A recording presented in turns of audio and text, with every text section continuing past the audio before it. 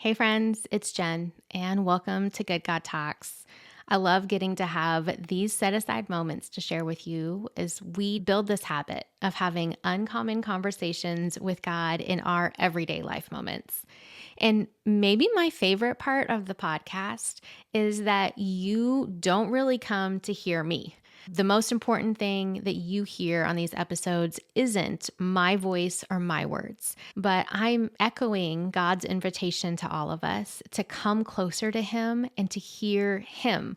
I want to help you grow in your direct personal connection, your habit of talking with God. And part of how I get to do that is your habit of listening to this podcast, because I'm always echoing that invitation with fun questions to bring to Him. And today we're still in our series talking about what's going on when the world seems crazy. And I mean, every time I even open the news or I scroll a feed on my phone, it feels like there's more and more things that are going berserk, catastrophic even in the world. There are so many areas of life that we need God's wisdom.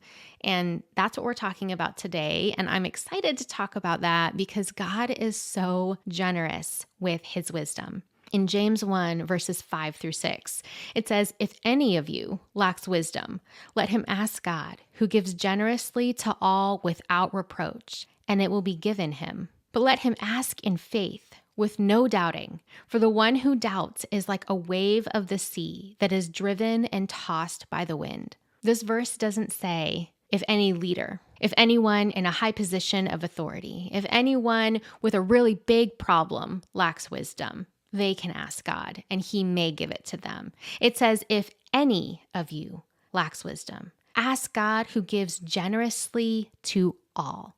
With any circumstance you're going through, you can ask God for wisdom, and He is generous to provide it for us. One of my favorite stories about seeking wisdom comes from 2 Chronicles chapter 20. And the Moabites, the Ammonites, and some Mennonites are coming against Israel in battle. And the Israelite people don't know what to do. They are at a loss and they're seeking the Lord for wisdom. And so we're picking it up in 2 Chronicles 20, verse 12. And it says, "O our God, will you not execute judgment on them? For we are powerless against this great horde that is coming against us. We do not know what to do, but our eyes are on you."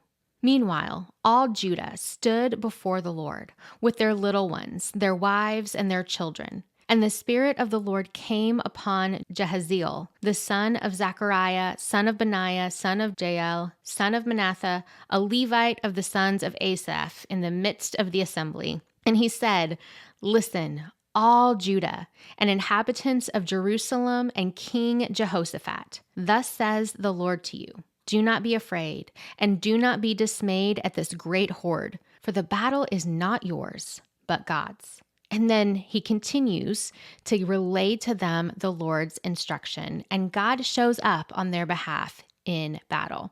There's so many things to love about this story, including how God shows up. In this instance, God actually takes care of their enemy for them. They don't have to go into battle.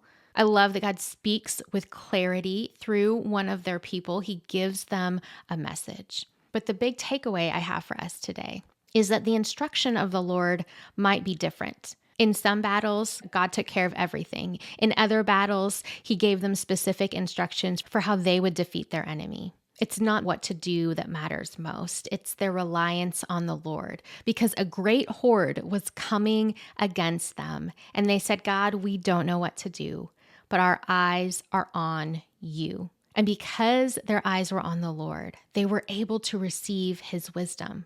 They were able to receive His instruction. And so in anything that you're facing today, our response gets to be the same. You know enough to look to the Lord. That's part of why you're listening to the podcast.